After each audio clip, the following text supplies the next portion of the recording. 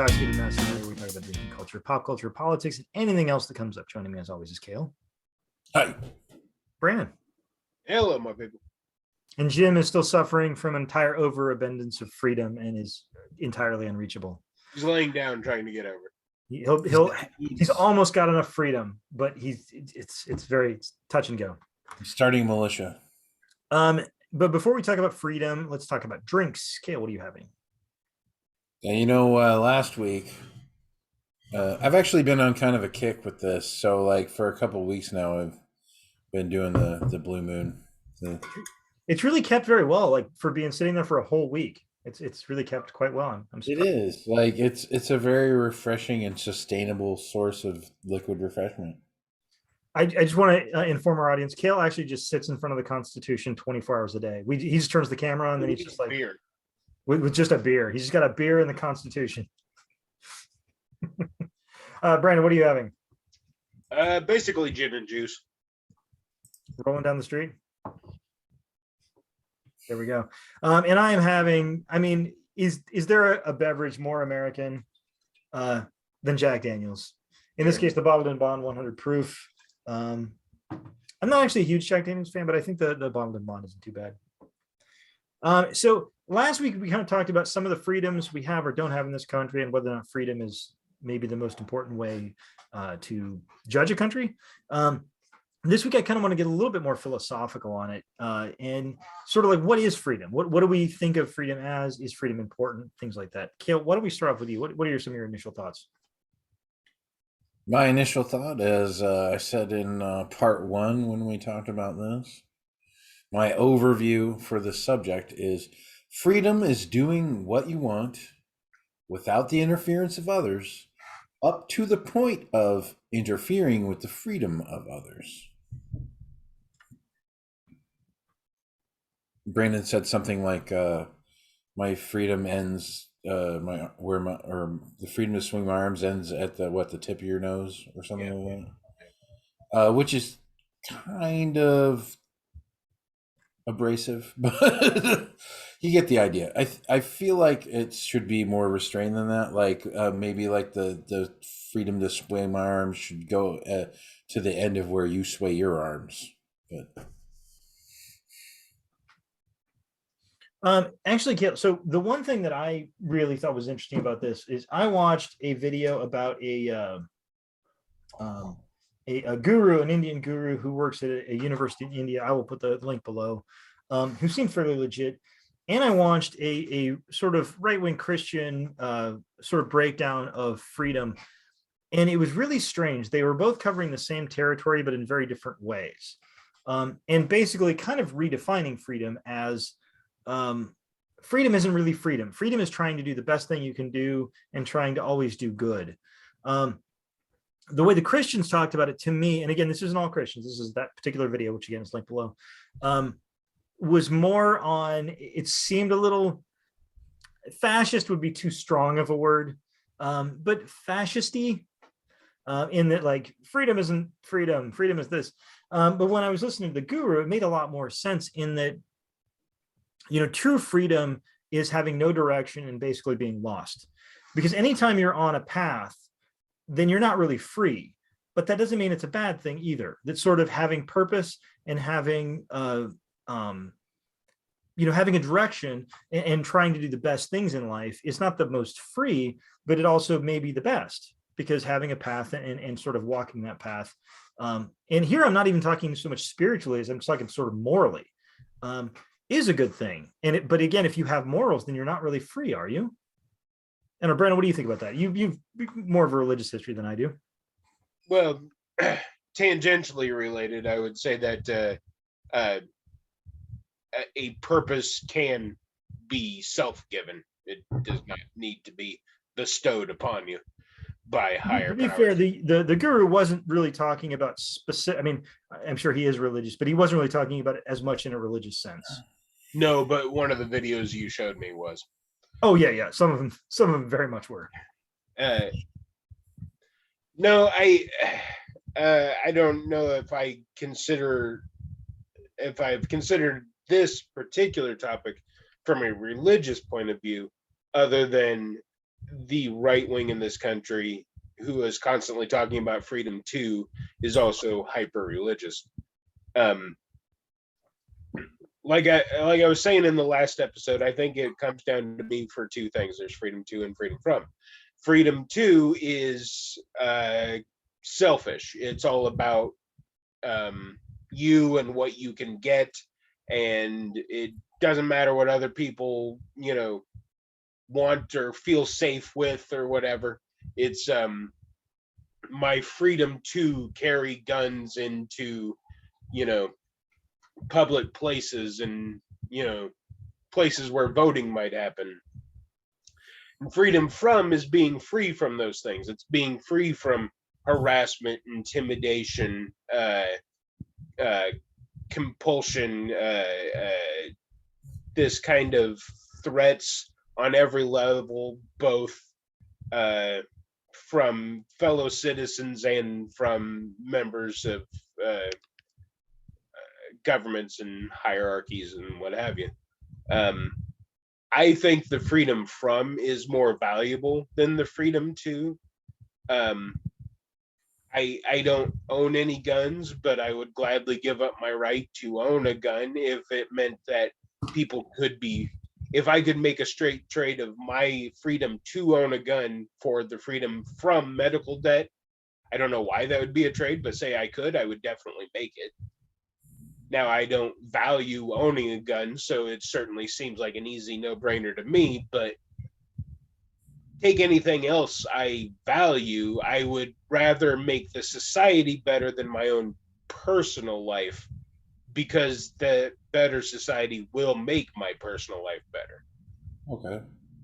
Well, making society better is making more people better. It is putting sort of more goodness into the world. Yeah. And plus it's making things more sustainable. Well, and people are inherently evil. People don't commit crimes just because they woke up being a supervillain. Largely, people commit crimes because of the situation, usually economic, that they're in. But people also commit suicide because of the situation they're in. Both, people who come back from wars and don't have adequate psychological help, people who are transitioning, people who are in tough situations that they cannot get out of. If you ever see the show Maid, M-A-I-D, on Netflix, that's a woman who is completely, almost hopelessly trapped. The freedom from that kind of thing, to me, is not only better for society, but it's just a way of life that I would prefer. Yeah, why don't you go ahead?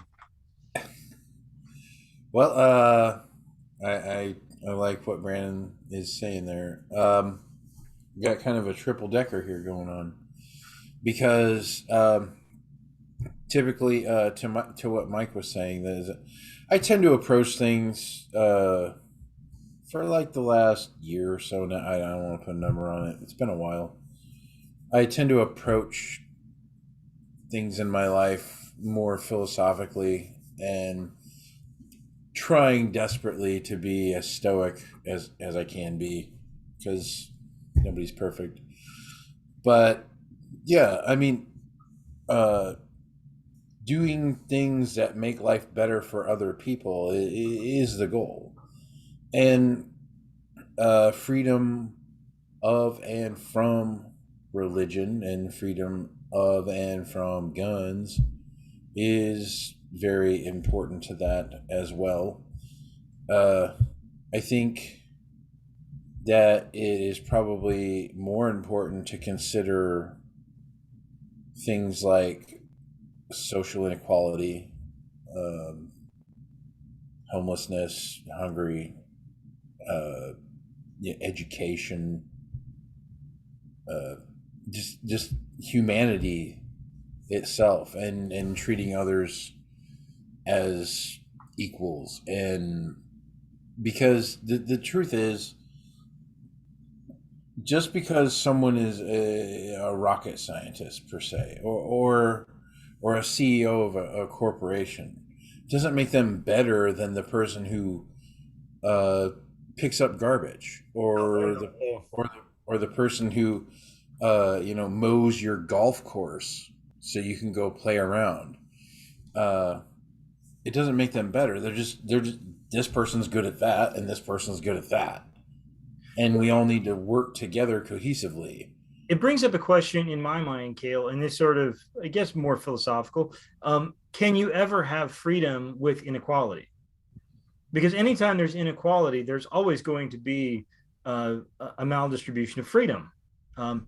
If I make $10 million a year and you make $14,000 a year, there's just no way you can say I don't have more freedom than you, because I can hop on a plane and fly to Barbados tomorrow, and the next day I can go to Japan. The next day I can buy a building, whereas you're probably going to be working your tail off just to pay rent. And so, I mean, if there is any kind of inequality, and it sort of gets back to the Gnostic Christians and their idea of absolute equality. I mean, they had a lot of other interesting ideas. Read up on the Gnostic Christians, and it's a really interesting read. I mean, just this idea. I mean, for a lot of them, the idea of ownership of private property was heretical. Right. And so, I don't know. What do you guys think about that? The idea of inequality being a maldistribution of freedom, a different level of freedom. On my way out of Christianity, I was leaning toward the Gnostics. It's funny that you bring that up, because I didn't even think about that until just this moment when you said that. Because I was like, okay, well, these guys make more sense. But really, I mean, just religion, we've had episodes about it, so I'm not going to attack it. I'm not going to get into it. You don't have to have religion to have morals, to have ethics. I was only citing the Gnostics as far as where the idea comes from, but the baseline idea is not religious. It's just the idea that if somebody has more money, or if there's some level of inequality, it doesn't necessarily have to be money, then one of those groups has less freedom, and that's not really religious. And right, and it will always create a power dynamic where consent is being limited for one party. It's why it's kind of unethical for a CEO to go down to like the secretary pool and kind of hint that he'd like to date or something. There's this inherent power dynamic. If you say no, then maybe he never intentionally discriminates against you, but maybe you never get the cush job again. Maybe you never get an offer for the big account or whatever. But enough about Blizzard Activision. But it also translates into, like you were saying, any kind of inequality. This is directly related. Any kind of inequality creates this power imbalance where you are not as free, even without money or anything else. If somebody has more power to influence what you can and can't do, what you can say, how you can live, if they say, well, it's just immoral to be gay or whatever, you've created an inequality and a power balance where none need exist. Well, in a business sense, like, because he's talking about, the quid pro quo thing, and like the more powerful rich people versus, the lower end of the spectrum. It's it's stupid, to be honest. But like, I've heard people say, if you do what you love, then you'll never work a day in your life. So that's economic freedom. But really, you're still bound to this system. You're still required to, perform a service to gain funds in order to have things like water and food and power and shelter that people should just have. Just one pushback, Hill. It's not really in relation to this, but I hate that saying so much. If you love what you're doing, you will work 100 hours a week and be incredibly unhealthy. If you love what you're doing, you're probably a tyrant. You should never do what you love for work, because it's just a bad idea, because you will work way too hard. You will work for less than you deserve. And no, do something you're okay with for your job, and then do your hobbies for your hobbies. Yeah. What if you love to drive real fast? You should probably never love work regardless. Yeah. We talked about that a long time ago in the anti-work movement, but there was that one saying by that lady who said, even if my job was to sit in bed, read books, and eat bonbons, there would come a day where I didn't want to do that, where I wanted to get up and go for a walk, and my boss would be sitting there tracking my bonbon eating and saying I had to get through 3 books in that day. Very true. Yeah, I don't know. One other thing, and this is it freedom from bosses? Is that what we want?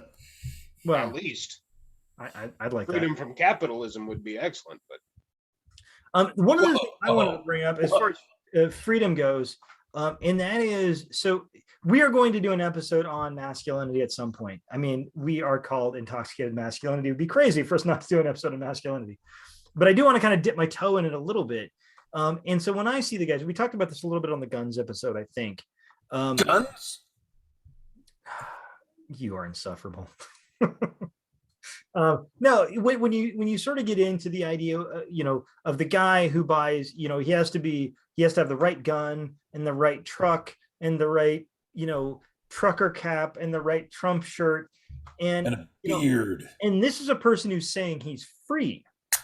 And so my sort of argument on that is that how can you be free if literally every single item of clothing you buy, every weapon you buy, every vehicle you buy, everything you buy, and makes you look like a fuckboy. The connection here to consumerism and capitalism is sort of hard to get away from, but you can't be free because you're not free. You're considering every single purchase to be in line with this identity that you've sort of created for yourself. And it's like you've almost made this prison, which you have to continue to fall into. The red-blooded American male. Well, and you have to keep demonstrating that you're part of it. You used to be part of a Facebook community about bourbon, and you would have morons pushing gun photos that had nothing to do with bourbon because they had to continuously not only build that prison, but show how much they're still in it. And by the way, just to be fair, I'm in several bourbon groups. My local one is fantastic and everybody's great. And we have none of that. And it's all really, really good people. But I think the national ones that are really, the guys that are out there that are doing this, they're like, I have to have guns and I have to have a big truck and a beard and I have to have tats and look like this and say these things. It's because you're afraid. You are insecure and afraid of what other people think, and so you're putting on a fucking show for everybody else. There's a great line in Community where Chevy Chase is, I can't remember who he's arguing with. They're arguing about something completely unrelated. He's like, how dare you suggest I can't get an erection? It's like, okay. You went right there really quick. But I think that is it. You're right. You're absolutely right. It's about fear. It's about, but if that brings up another thing. So I talked sort of about how can you have freedom if there's no equality? Can you have freedom in the presence of fear? No, not at all. Well, we talked a little bit the last episode too about this supposed choice where, hey, you don't have to work here, you can go somewhere else or whatever. That's not really a choice. I either go to a job or I starve to death, or I don't have medical coverage for me or my family. I have to go to a job, and all jobs are going to be shitty. Yeah, but Brandon, you could there's just a power imbalance, and my freedom to just stay home or to not go to a job has been absolutely demolished. I will add two things to that. When we were talking about when we were on the Andy at Work episode and talking about people complaining about not getting paid enough to work fast food, and the option was, oh, you can just get a better job. But maybe they can't just get a better job. And even if they could get a better job, Are you going to get mad when you pull up to the fucking drive up and somebody doesn't have your cheeseburger there because, oh, well, guess what? You told all these people they should just go get better jobs. Oh, well, now who's doing this? Oh, yeah, it's that person that you think is beneath you doing that for you, you fuckhead. I feel like you're picturing somebody really specific right now, Kale. He's probably driving a Lexus. Douche. But no, I was going to say something on top of what you're saying is it does sort of raise this belief among a lot of people that working a fast food job is somehow inherently bad. I felt that way. I like fast food. I've eaten less fast food recently, but I eat a lot of fast food, especially on the road all the time. So why would I think I'm better than the person that's making a burger? I mean, especially if it's a good burger. Not Good Burger. I don't really like Good Burger that much. It's not my favorite place, but it's fine. But the idea of, and again, you know, so if somebody's working a job that everybody considers to be beneath them, can they have freedom if they are always considered by everyone around them to be sort of less than? Yeah. Well, can they have mental freedom? They've got to be constantly afraid that someone they know is going to come in and think, oh, well, that didn't amount to anything. Because as a society, we've decided that amounting to something means having a lot of money or the newest car or whatever. So as a society, we've built our own cage too, where we can't get out of it. There's another YouTuber named Kelgore who was talking. She was watching TikTok videos of these landlords that were like, "This is what I do in a day," and you're supposed to love these people. But they're parasites stealing money from people who can't help but have to go to a job. One guy only have the one life. That's it. And we're wasting it making other people rich and people we don't know buy junk they don't need. And then we're not all of us, but some of us have planned obsolescence in there so that we can just keep doing this thing that nobody really wants to do. Yeah, I think landlords, that's a whole topic. It's people that are making money because they have money. They contribute nothing because the property is already there. So they are not actually contributing anything to society. I'm getting back into socialism, getting away from the philosophy, but I have to on this. They aren't contributing anything to society. They exist. Nothing. They exist to extract wealth. And I think there are so many people, in this capitalist system, which is supposed to be so, we're so productive. We're so whatever. And it's like, no, we have a bunch of people in this country that are just extracting wealth that aren't actually building anything. Don't look on the fast food worker. The fast food worker does infinitely more than a hedge fund manager does, because at least he makes something. At least he takes meat and he puts it between two patties and hands it to me. And that means he is infinitely more important to the society than every single hedge fund manager put together. Yeah. Because I think there's a fundamental disbelief in evolution. I think, a lot of people say, oh, yeah, I believe that evolution's a real thing. But do they honestly believe that we are, in fact, all descended from the same common ancestors? That there is no such thing as divine right. There is no... I watch shows and there's kings. Like on Game of Thrones, it's like, this is a king. Who's that then? I don't know. Must be a king. Why? He hasn't got shit all over him. Who cares? It's just some dude. So somebody threw an apple or a piece of poop at Joffrey's head and suddenly everybody has to die? Why? This guy is nothing. Why do any of these people have to... Would it be a great episode is if they all decided to go to war. The Northerners decided to go to war with the Lannisters or whatever. And midway through the battle, all the soldiers on the field were just like, I don't want to do this. And they all just left. Well, I would encourage people. I don't have any videos. I didn't know it was going to come up, but look up the socialist movement leading up to World War I. Unfortunately, that didn't work. nationalism won out in that case, but it wouldn't have to. I mean, it's certainly possible that Are you could win out. guys suggesting that rich, powerful people fight their own battles? Well, it's funny. So They're parasites. If they had to fight their own, they wouldn't. They would flee. we don't talk a lot about family here, but so my father is a Vietnam veteran, and my grandfather was a World War II veteran, and my grandmother was actually earlier on in her life much more conservative, and for some reason, having two children who went to Vietnam had a tendency to move her to the left a little bit. Go figure. And she was often heard to say that all these leaders, if they want to fight a war, they should go out on the battlefield themselves. And it's not a bad suggestion. No chance they ever will. I just want to see Donald Trump and Vladimir Putin just like silly trying to slap fight each other and showing everybody how not tough they both are. Yeah. I want to switch gears here real quick and kind of lead us down another path. I want to touch on the politics of freedom.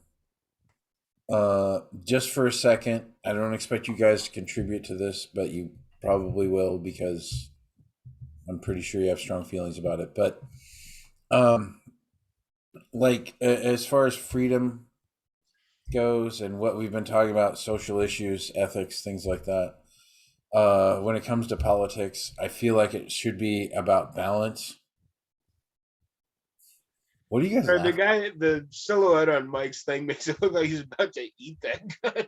He's trying to like a sword hot swallower. dog. He's a shotgun swallower. No, but no, like it's about balance, and like you think, okay, there's a left and a right, but like the balance of the left and right has been thrown off because okay, like this got a little bit power, this got a little bit more power, this got a little, now this one's down, now this one's down, but it's not like that. The whole fulcrum in the middle, I mean, to draw you a mental picture here, has been moved so far to the right. They call it the Overton window. And just like, so they say like everything's extremism. Like we want all these guns and we don't want you to have rights to bodily autonomy and you must be a Christian and you must be this. And anything short of that is extremism and you're a socialist commie and you need to die. And it's the whole system is so thrown off that when I try to have a conversation, specifically, like I had a conversation with my brother-in-law about why Trump was a bad president. And no matter what I said, he had a defense for it. Because they've been pushed so far, the people that are of that mindset have been pushed so far to that right, that no matter what I say, to try to even reach a middle ground, let alone just say you're wrong, it's just out one ear, in one ear and out the other. And then they got some retort from some soundbite or some bit of information they got from Hannity or fucking Carlson or whatever. And it's just like, well, do you even think I think it's a really good point to bring up. I think that when you said balance, I think that sort of rung with me a lot. Anytime I'm watching any kind of a news program or an opinion program, if I start finding myself agreeing too much with the host, I stop for a minute and think, wait a minute, am I agreeing with them because I'm agreeing with them, or am I agreeing with them because they're sort of telling me things that confirm my identity and confirm things I want to feel about myself? And a point that is just real quick while you're saying that, if you are an avid Fox News listener or watcher, that is not a news source. That is an opinion source. Well, I It's think that's one of the problems is basically, I mean, there are a few news sources, but I think a lot of things, I mean, maybe the majority now is opinion sources. I mean, even if you go with something like Amy Goodman at Democracy in America or Democracy Now. I mean, they do have a certain degree of opinion. I mean, I think it's a great show. It's Amy Goodman's probably maybe the best news person working today. But there is opinion. I mean, it is not just sort of what they used to call straight news. And I think that's what makes it so challenging to try and get your news today, is because there's sort of no such thing as straight news anymore. I mean, you used to have your Walter Cronkites and sort of everybody would believe them. And I think Brandon is skeptical. Now, I'm not saying that was Cronkite or Tom Brokaw be leaning right or left, or would they just tell you what they know? I'm positive there's opinion in those two. well, there probably was, but it was an overt opinion. And I think the more important part of this is you had the country was on a relatively similar world. Now, again, that world was not necessarily true. I mean, there were certainly things we were not told that the CIA was doing in South America and Central America and Asia. And man, the CIA was in a lot of places doing a lot of really bad things, and we weren't told about those. And those things were covered up. But at least you had the country had sort of a common starting point. And some of those viewers would go to watch Rush Limbaugh, and some would go to watch, other. I mean, I'm trying to think of a really big left wing. NPR.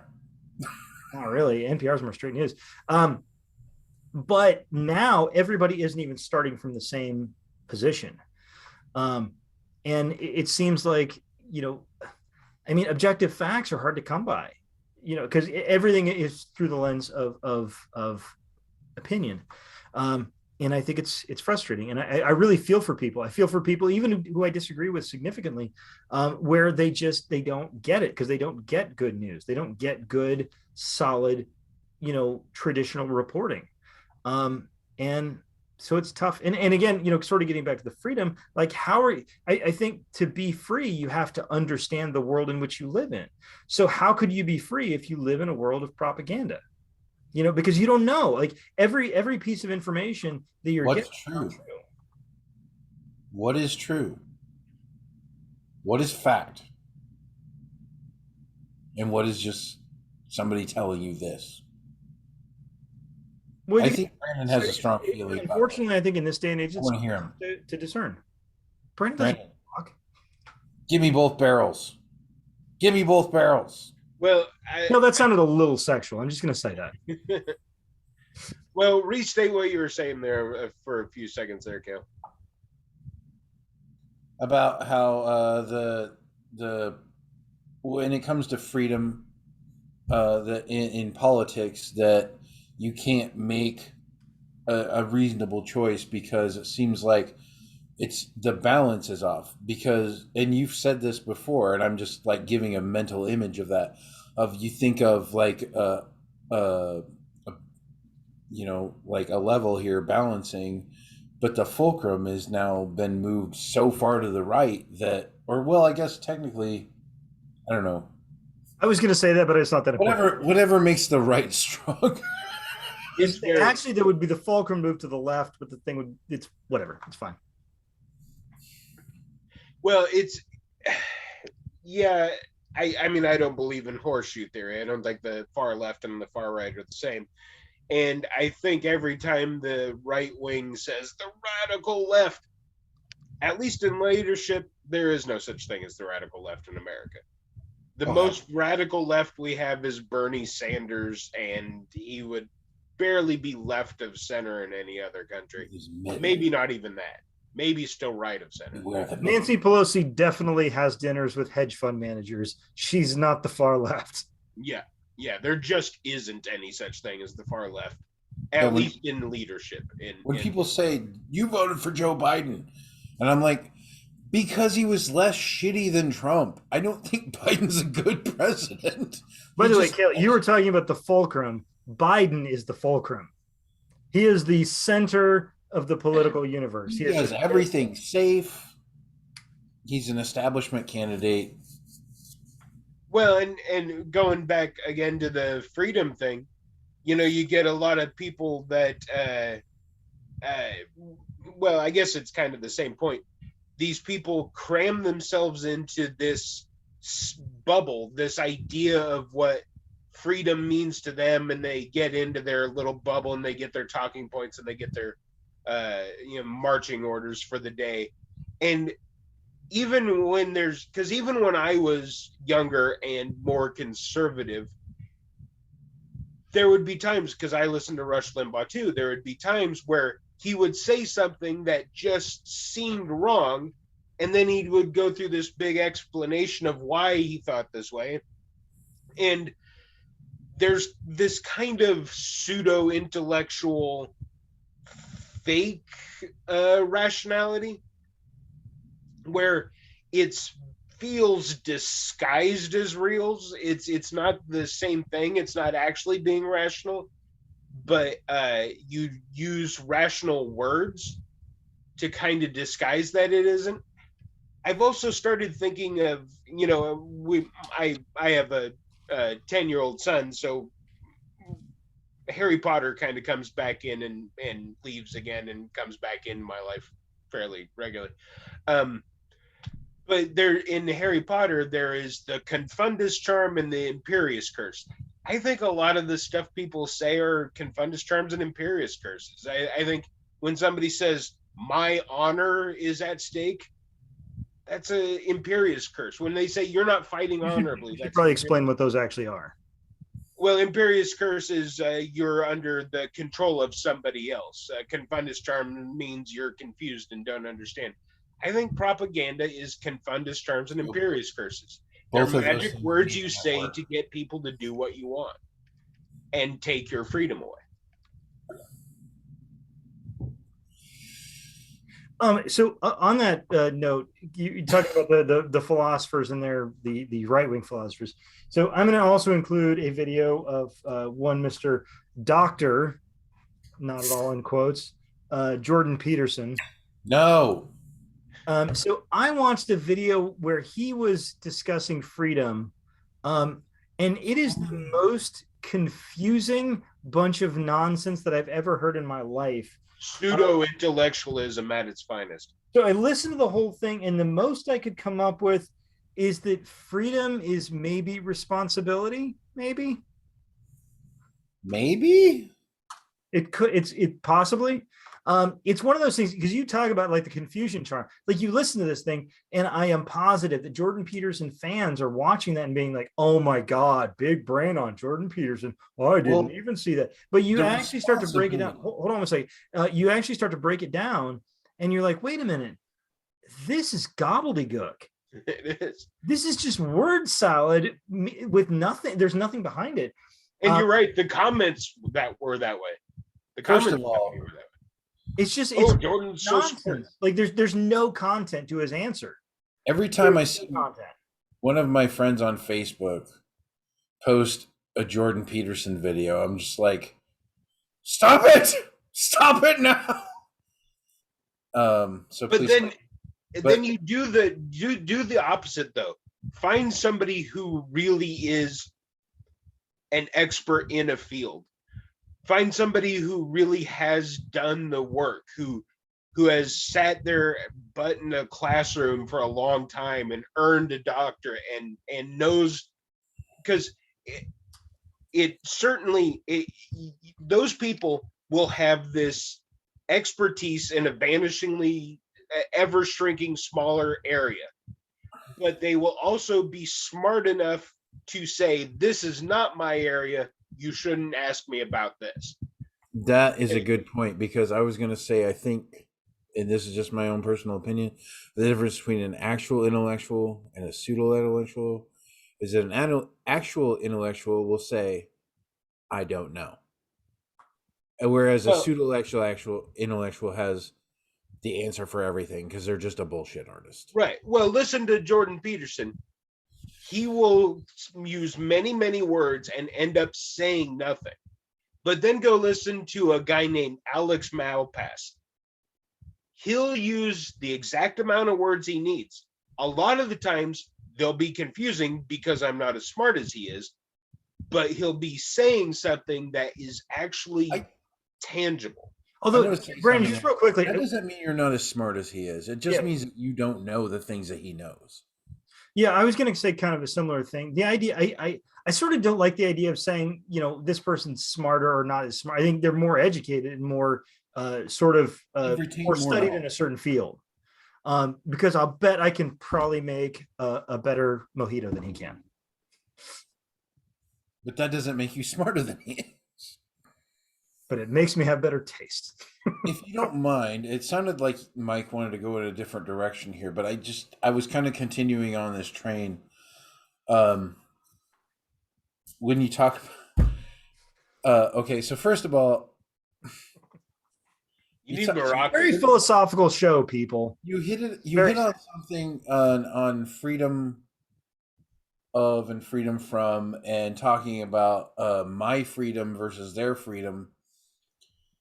Social responsibility, being aware and taking action on things when you see things like litter or crime or someone who needs help, and how you address that in a non-violent way. Specifically, in the past week, there was, I know this isn't really like a gun episode, but there was someone attacked someone in a grocery store locally here, and that person pulled out a gun and defended themselves. Non-lethal, but I really think that the situation could have been handled without a gun. But I think the idea of freedom, the best way to wrap up that thought is not your freedom, but what are you making free for that person that's standing next to you? What are you freeing them from by not being a shitty person and not doing something that's taking away their freedom? That's real freedom. It's not about, oh, I'm free to do this and that, blah, blah, blah, and fuck you.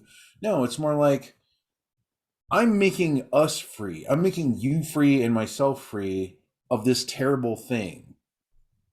Well, that's certainly an interesting point. I mean, we talked earlier about how, you know, kind of the idea of freedom has to at least try and break down the boundaries of inequality. Well, if you're walking around a grocery store with a gun, then you're clearly trying to increase your inequality over other people through some level of intimidation. Now, if you're sort of positive, you're saying, well, I'm intimidating bad guys to not attack me. Well, you're still intimidating everybody. And if you're intimidating everybody, then what you're essentially trying to do is increase your freedom at the expense of other people's freedom. Yeah, because we don't know if you're the bad guy. Right. People don't wear white hats and black hats in real life, unfortunately. Yeah, maybe somebody's just having a bad fucking day. You know, I have more in common with a fellow factory worker in China than I do the American guy who owns, you know, the business I work at or whatever. Making common cause and trying to increase the freedom of just the working class alone. I know that's a little too political and not, but I'm just using it as an example. Just trying to do that alone would increase the total freedom of the planet. And I'm not particularly interested in only increasing the freedom of the country I happen to live in, because that's just lines on a map and who cares. I want to increase the freedom of as much of the population of the world as I can. Well, there's an old Gore Vidal quote that I will definitely butcher here, but I'll do the best I can. It basically says that the CEO of General Motors and the CEO of the New York Times aren't likely to disagree on any major things. They both live in a world that has profited off of them having this inequality over everyone else. And so they probably are not too sad about that inequality continuing. And again, as we said, if there is inequality, there can't really be freedom. If you have, say, for example, let's say I have a giant villa and Brandon and Kale live in little guest houses on my property, and they have no money and they don't have any means. Well, when they talk to me, they're probably going to be editing their thoughts a little bit because they are dependent on me for where they live. So therefore, they don't really have freedom. Even if I've not specifically said, if you say this, I'm going to kick you out, I'm going to do this, you're always going to be moderating. So anytime there's a power imbalance, there's a lack of freedom. Well, today I was finding out my boss was saying that a bunch of people at corporate decided that they wanted to once again retool how we communicate with our bosses, and they are calling it meaningful conversations. And it's like, I'm sorry. who cares? Why?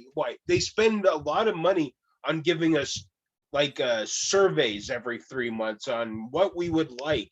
And they've come up with things like gym memberships and golf simulators. So they can pretend like they give a shit. It's like, just give us more money. Take all the people who sit in little rooms coming up with this stuff, fire them, and put that money into our paychecks. Can I circle back here? Because I mentioned, Brandon, I just want to say, first of all, I feel like you will really enjoy the meaningful conversations you're going to have with your bosses. They're going to be deeply fulfilling.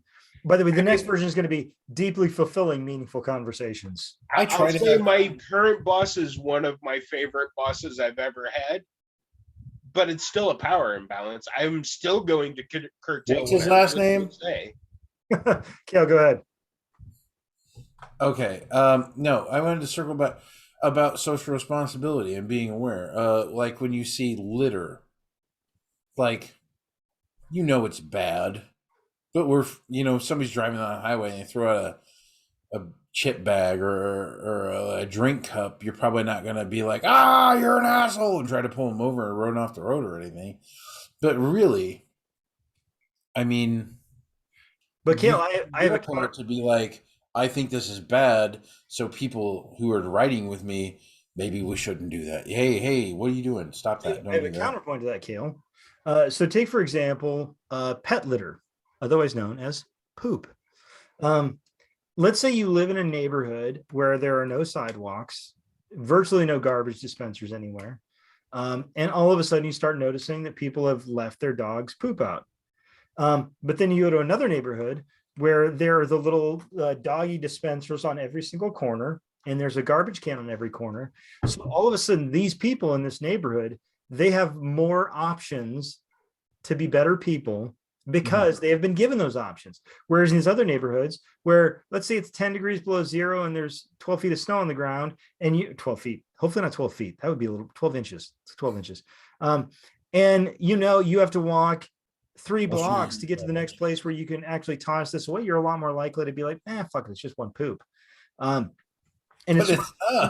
it's sort of emblematic for how different people have different sets of incentives. Capitalists talk about incentives all the time when it serves their purposes. But then when it gets to things like this of like, well, maybe poor people who are born poor are kept that way because of a set of incentives. They're like, no, incentives are only for rich people. Yeah.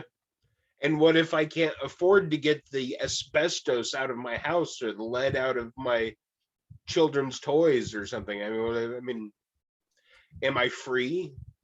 Even if I'm working a job, but I can't afford to retile my roof, am I free? Are you going to do those Spanish clay tiles? Probably not. I mean, I imagine that's still pretty expensive. On the pool cabana. How about crime? Like say you see somebody stealing from their employer, would you do something? Or on the other hand, I would never say anything. If you saw someone like being attacked or mugged or something, would you do something? And those are two different things, by the way. Those very different things. Very different things. Yeah, but I'm a person being mugged is a two ends of the spectrum. Crime. There's like, okay, this guy just put a 20. But crime isn't crime. Crime are the things that society has said is crime. I mean, somebody being arrested for possession of marijuana is crime, and somebody murdering 24 people in their sleep is crime. Those aren't the same They're thing. two extremely different things. Well, no, but not just in scale. They're different in terms of which ones should But so which is ones are wrong, which ones are morally wrong, which ones aren't morally wrong. and stealing from an employer and mugging someone are also two vastly different things. Yeah, I was trying to get your reaction from both ends of the spectrum. But again, somebody being mugged is a crime against a person. Somebody stealing something from a store is a crime against a corporation. And a corporation, contrary to what Mitt Romney seems to think, a corporation is not a person. It is an entity. And I don't care that much if people steal from I corporations. don't know why you carry on this campaign against Mitt Romney. It's like you hate him or something. Well, by the way, I would appreciate you use his full name of Mittens Romney. I don't think we're qualified to call him by his nickname. He is Mittens Romney. And I think he's an asshole. He reminds me of Reagan. No, Donald Trump reminds me of Reagan. Really? Yeah. I'm pretty sure Reagan was smarter than Trump. No, he isn't. No, he wasn't. You know, Brandon, I think I'm considered opinion on this. I think Reagan might be a little smarter than Trump. Reagan is an incredibly dumb person, but I think Donald Trump is like a uniquely dumb person. So I would give Reagan. I think Reagan might still be worse, though. Well, I guess Reagan when. I mean, if I don't know. I mean, I suppose it depends. If COVID only attacked gay people, would Donald Trump have ignored it like Reagan did with AIDS? The problem is Donald Trump ignored COVID even when it attacked everybody, Yeah. Including himself. including him. Yeah. Okay, well then I'll move on to the next one. Helping people. Freedom. Again, Freedom. Helping people. Are you free? Are they free? Because is what you're doing helping them be more free, or is what you're doing making them less free? But this gets into the problem with the idea of freedom. Turning freedom into sort of a singular virtue is just dumb. Like there are other good things, like just being a good person, like being a moral person. Is that free or not free? I don't know. It doesn't matter. It's not related to it. It's a different thing. And you give the guy in the corner $5, or you tell yourself, he'll just use it for drugs. I hope he does. He's probably in a bad shape, and maybe some drugs would help him out. Maybe some drugs would make him feel a little better. That's fine. Or maybe we give him a house and a job, and he doesn't have to be on the streets. I don't know. It just the idea of freedom as sort of synonymous with virtue, it just isn't. I think that's the upshot of my thoughts on this whole topic. And we've kind of been talking about this for a little while. Should probably close out for the time. I like I'm going to give my final thoughts, and then I'll move on to Cale and kind of have Brandon give his final thoughts as well. My final thoughts on all this, it's just freedom is a virtue. It is not virtue. Being free is probably a good thing, but it's also really hard to define. And it's not the only thing that makes you a good person. It is complicated. It is based on perspective. Your freedoms are not more important than other people's freedoms.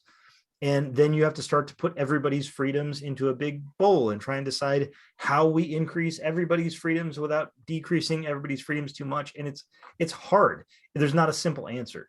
And so again, I sort of restate, freedom is perspective, and don't let people use freedom as a platitude to say that, women are immoral because they have abortions. Because I guarantee you, the woman was not responsible for that pregnancy on her own. Cale. Even if she was. Okay. Well, if she was, we should probably talk to some scientists, because there's something going on there.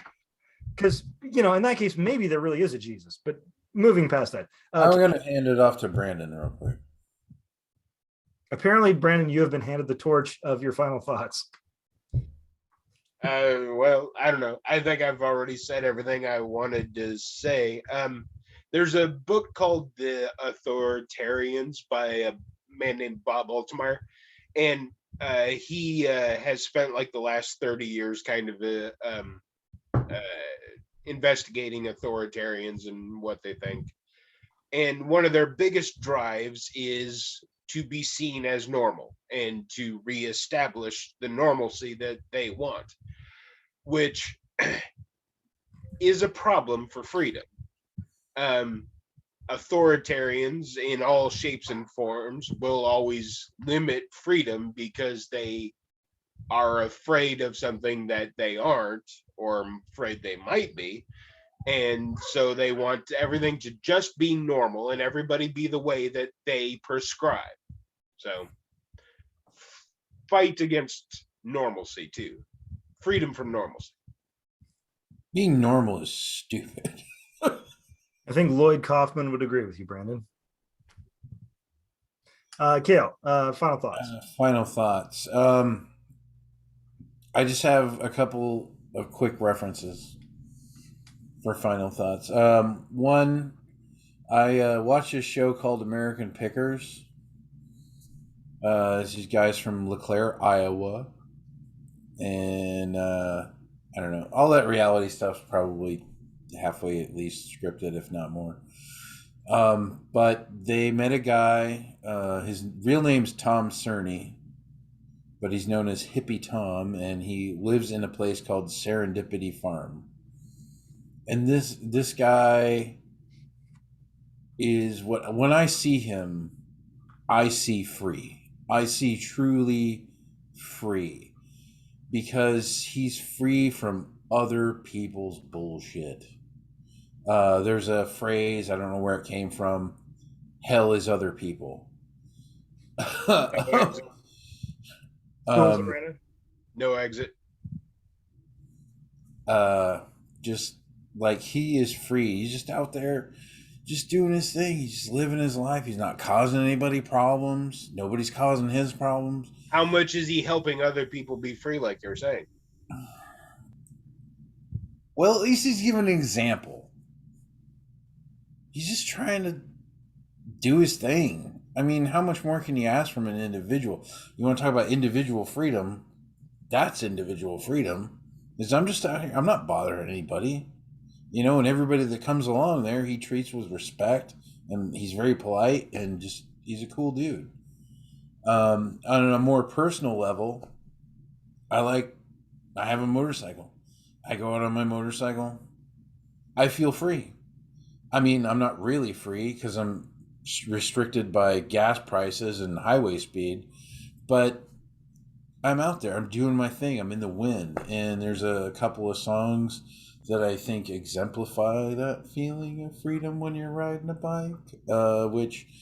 You mean like with the baseball card and the spokes, or? They're country songs and people probably won't like them. But like one's called Caught Up in the Country and the other one's called Backroad Song. But they're both like kind of chill out, like, hey. I just want to say you have the freedom to listen to those songs. I do. And I have the freedom to not. As long as I'm willing to pay for the service or whatever it is that provides that music. All right, I think we've talked about freedom. It's funny, we talked quite a bit, but I still feel like we've left a lot of territory not even remotely covered. It's sort of interesting when you've talked about something for 2 hours, or excuse me, 1 hour this week, 1 hour last week, and still feel like you've barely grazed over the subject. So Gym-shaped hole. Break the fourth wall. Yeah, I think probably what we'll do is we'll come back to this in a more specific sense. Maybe nail down some specifics of the different types of freedoms. But yeah, again, freedom, it's perspective. I think we should go through all 27 amendments. I'm not against it. I'm not against it. All right, that being said, I want to thank everybody for watching. And again, just really make sure you're deconstructing and breaking down the media you're listening to. If anybody's philosophy would fit on a bumper sticker, it probably shouldn't fit in your brain because it's a bad philosophy. So yes, yeah. I want to thank everybody for watching. Please like, share, and subscribe, and have a good drink.